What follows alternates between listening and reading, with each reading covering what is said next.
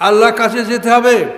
সিংহার প্রথম ফুৎকারের কথা আপনাদেরকে বলছিলাম যে প্রথম সিংহার ফুৎকার 40 বছর স্থায়ী থাকবে।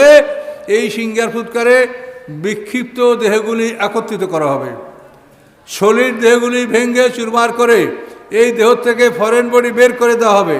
একটা সিংহকে ভেঙে গুঁড়া গুঁড়া করে তার পেট থেকে সব হরিণ বাইর করে ফেলানো হবে। আমাদেরকে গুঁড়া গুঁড়া করে আমাদের দেহে ছাগল, গরু, হাঁস, মুরগি, পৃথিবীজাত খাদ্য, প্রাণীবাচক খাদ্য আমরা খেয়েছি, এগুলোকে সব আমাদেরকে বের করে ওই প্রাণীটা তৈরি করা হবে। প্রত্যেকটা প্রাণী হাসর হবে। এখন আমরা গরু খাইয়ে ফেলাইছি 100 জনে, তখন গরু পাবে কোথায়?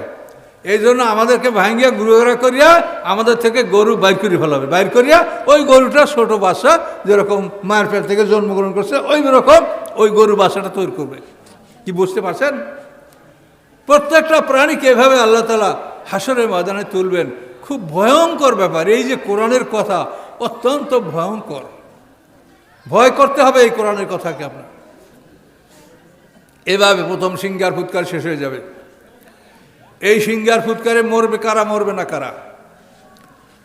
এই সিংহার ফুৎকারে সব মানুষ মরবে, পশু মরবে, জীব জানোয়ার সব মরবে, সাধারণ ফেরেশতারা মরবে, জিন জাতি মরবে, তারপরে শয়তান গ্রুপ, জিন এবং শয়তান আলাদা জাত, এই শয়তান গ্রুপ সিংহার ফুৎকারে মরবে। আজাদিল শয়তান সর্বশেষ মরবে। ফেরেশতারা, সাধারণ ফেরেশতা মরবে।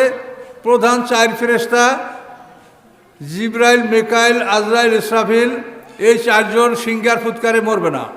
আল্লাহর আরশ বহনকারী ফেরেশতারা এরা সিংহার ফুৎকারে মরবে না। তো আরশ বহনকারী ফেরেশতা আর প্রধান 4 ফেরেশতা এছাড়া সবাই মরে যাবে। আল্লাহ তাআলা সিংহার প্রথম সিংহার ফুৎকার পরে 40 বছর বিরতি থাকবে। এই বিরতির মধ্যে আল্লাহ কী করবেন? এই বিরতির সময়ের মধ্যে আল্লাহ তাআলা আমাদের যে নফসগুলি এগুলি সব ইসরাফিলের সিংহার মধ্যে ঢুকাই দেবেন। এই নফসগুলি সব ইসরাফিলের সিংহার মধ্যে আল্লাহ ঢুকাই দেবেন। প্রথম সিংহার পরে যে বিরতি হবে এই বিরতির মধ্যে। সম্মানিত শুধু এগুলো খুব বিরাট ব্যাপার, একদিনে এটা বলা বা বোঝানো একটু কষ্টকরই হয়ে পড়ে। প্রথম সিংহার ফুৎকারে মানুষের পদার্থের দেহটা তৈরি হবে, পানি, মাটি, আগুন, বাতাসের দেহ, এটা রেডি হবে। রেডি হয়ে এটা একটা মাটির স্তরে পরিণত হবে। তারপরে সেইটার উপরে 1 পশলা বৃষ্টি আল্লাহ বর্ষাবেন। এই বৃষ্টির ফলে মানুষের রুহুটা ওই পদার্থের মধ্যে ঢুকবে, পদার্থের মধ্যে রুহুটা ঢুকবে। রুহু ঢুকবে, নফসগুলি ঢুকবে না। এই রুহু ঢুকবে, ঢোকার পরে মানুষগুলি আমরা সব ঘুমিয়ে যাব। ঘুমের সময় কাজে রুহুটা লাগে। আপনার দুনিয়াতে ঘুমান তখন ভিতরে কি থাকে? শুধু রুহু। কাজে প্রথম সিংহার ফুৎকারে মাটির দেহ তৈরি হবে, তারপর 1 পশলা বৃষ্টি বর্ষানো হবে, এর মধ্যে রুহুটা ঢুকে যাবে সব প্রাণীর মধ্যে। ঢুকে যাওয়ার পরে এরা ঘুম পড়বে। এই জন্য কোরআন পাক বলেন যে আমরা দ্বিতীয় সিংহার ফুৎকার পরে উঠে আমরা বলবো ইয়া ওয়াইলানা মাম বাসানা মিম মারকাদিনা, আফসোস আমাদের ঘুম থেকে আমাদেরকে কে জাগালো। এই যে ঘুম, এই ঘুমের তাফসিরে এটা এভাবে করা হয়েছে। প্রথম সিংহার ফুৎকারে দেহের মধ্যে আল্লাহ তাআলা রুহুটা ঢুকায় দেবেন।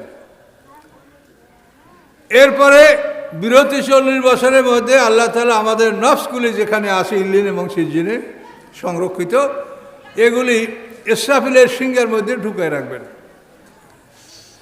আল্লাহ তাআলা আজরাইলকে জিজ্ঞাসা করবেন, আজরাইল কে কে আছে বলো। আল্লাহ বলবেন, আজরাইল বলবেন যে আল্লাহ আপনি ভালো জানেন, আমরা প্রধান 4 ফেরেশতা আছি, আপনার আরশ বহনকারী ফেরেশতারা আছে। আল্লাহ বলেন তোমাদের প্রয়োজন নাই, এই মিকাইল মরো, এই ইসরাফিল তোমার সিংহাটা আমার আরশে রেখে তুমি মরো, এই আজরাইল তুমি মরো। এরপরে আল্লাহ বলবেন আর কে আছে? তখন জিবরাইল প্রধান ফেরেশতা তিনি বলবেন যে আল্লাহ আমি আছি, আমি থাকবো না, আমি মরব। তখন এই জিবরিল আমিন আল্লাহর আরশের সামনে সেজদায় পড়ে তিনি ইন্তেকাল করবেন, তিনি মারা যাবেন। তাফসিরে বলা আছে তার পাখাগুলি 600 পাখাগুলি আশ্রাতে থাকবে। মুরগি জবা করলে যেরকম পাখা আশ্রায় ওই রকম জিবরিল আমিন তার পাখা আশ্রাতে আশ্রাতে ধুক ধুক করে তিনি ওখানে প্রাণত্যাগ করবেন, পাহাড়ের মতো স্তূপ হয়ে তার দেহটা পড়ে থাকবে। সুবহানাল্লাহ বলেন, সুবহানাল্লাহ বলেন।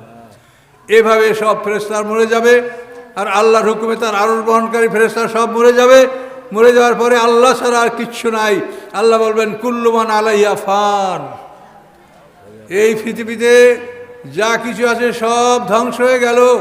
কুল্লু মান আলাইহা ফান ওয়া ইয়াবকা ওয়াজহু রাব্বিকা যুল জালালি ওয়াল ইকরাম, একমাত্র রব যিনি মহা ক্ষমতার অধিকারী, মহাসম্মানের অধিকারী, তিনি একমাত্র অবশিষ্ট আছেন, আর সব ধ্বংস হয়ে গেছে। এইভাবে প্রথম সিঙ্গার ফুৎকারে এই সব এই অবস্থাটা আল্লাহ সৃষ্টি করবেন।